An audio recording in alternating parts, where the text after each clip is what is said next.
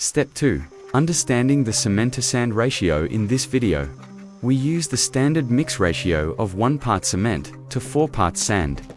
This is ideal for creating a strong, workable screed that can support heavy tiles and daily foot traffic. We explain the difference between using dry mixing and wet mixing, and how to gradually add water to reach the correct consistency. The goal is to have a mix that is not too dry and not too runny. Just enough moisture for it to bind together when squeezed by hand. We also cover when to use gravel or additives. If you're working in high moisture areas or planning to install heavy stone tiles instead of ceramic. Step 3. Setting the level using a laser level, a long spirit level, or a water tube level. We begin setting reference points along the perimeter of the room.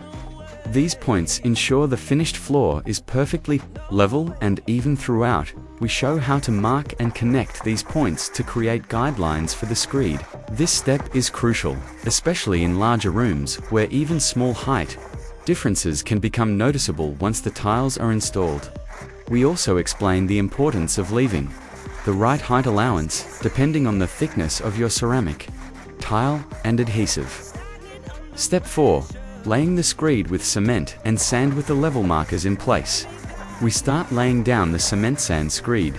We begin from the far corner of the room and work our way toward the exit. Using wooden or metal screeding bars as guides, we spread the mixture evenly. Then use a screed board or straight edge to level the surface. You'll see the tools used in action, including a hand trowel, float, and screed bar, and how to work methodically without rushing. We also cover how to handle tricky areas such as around corners, near door frames, and wall edges, ensuring a consistent finish throughout. Step 5. Compacting and smoothing the surface after leveling. We use a steel trowel to compact the screed further and create a smooth finish. Compacting helps eliminate air gaps and strengthens the final layer. We explain why this step is critical for avoiding future problems like sinking or cracking. A well-compacted base not only supports the tile better, but also extends the lifespan of the entire flooring system. We also share a tip for checking flatness, using a long aluminum straight edge or tile across the surface. This helps identify any low or high spots that need adjustment before the screed sets. Step 6. Curing the screed. Once the entire room is completed, it's time to cure the floor. Curing helps the cement hydrate properly and reach its full strength. In the video, we show how to cover the screed with plastic sheets or lightly mist it with water over the next several days. Depending on weather conditions, we stress the importance of allowing enough time before installing the ceramic tiles. Typically, the screed needs 3 to 5 days to dry in warm weather and longer in colder conditions. Installing tiles too early can lead to poor adhesion and tile lifting later. Step 7. Preparing for tile installation after curing. We recheck the floor for flatness, hardness, and cleanliness. Any loose particles are swept away, and the surface is now ready for tile, adhesive, and ceramic tiles.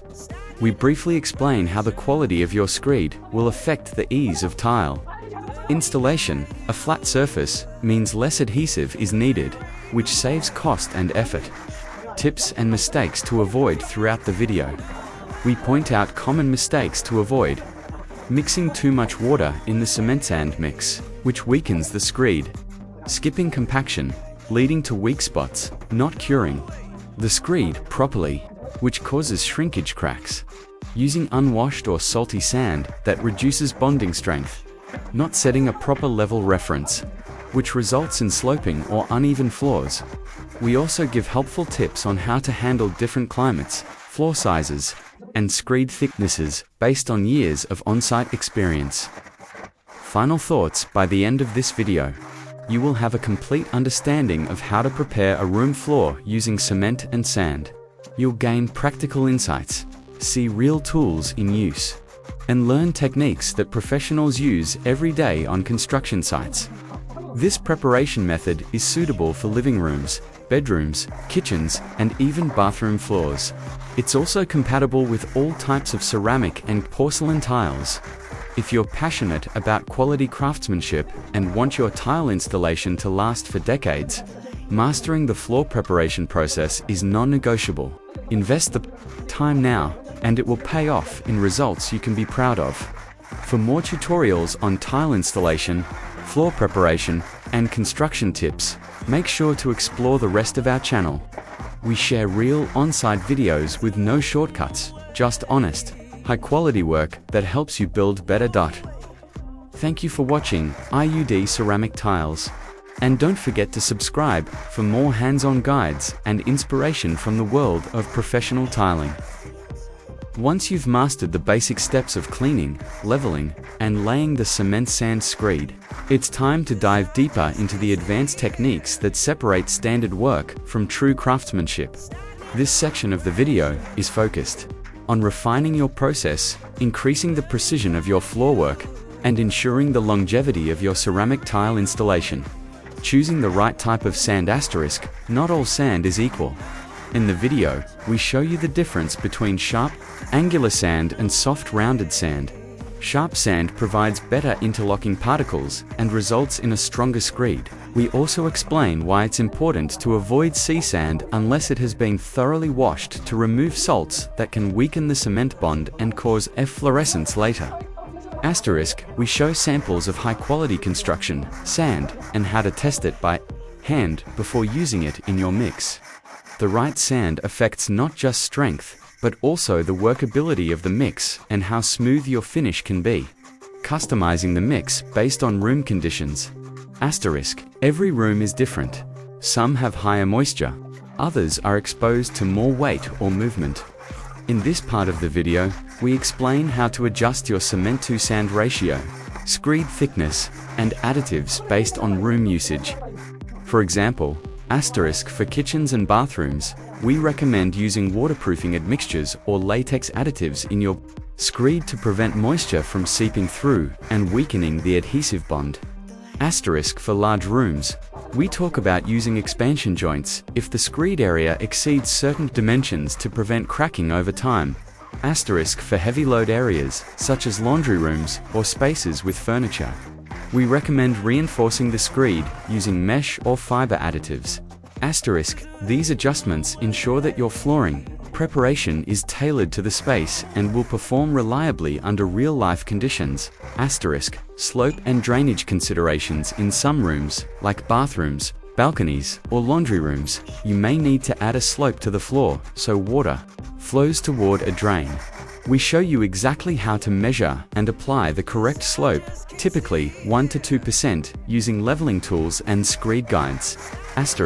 Proper slope preparation is essential to prevent water pooling, which can cause moisture damage or mold growth under the tiles. In the video, we walk you through laying the slope smoothly without sharp transitions that could affect tile alignment. How to handle irregular floors and old concrete.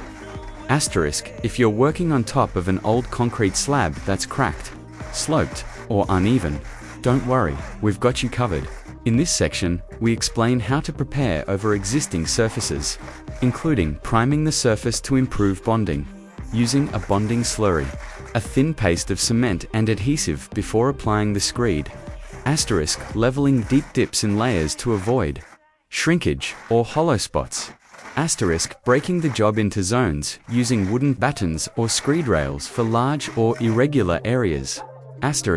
We also show what tools to use for checking flatness over large distances, like aluminum rubber mallets for tapping down high spots, and how to visually check shadows or dips under light. Dealing with door thresholds and room transitions.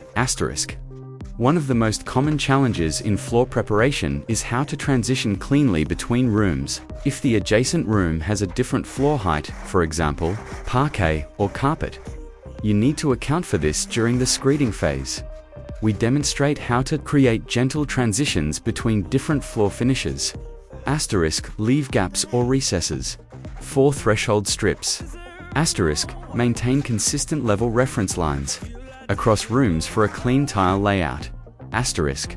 This attention to detail makes a huge difference in the final appearance of your flooring and avoids issues like misaligned tiles, door jamming, or cracking at joints. Drying and pre-tiling inspections. After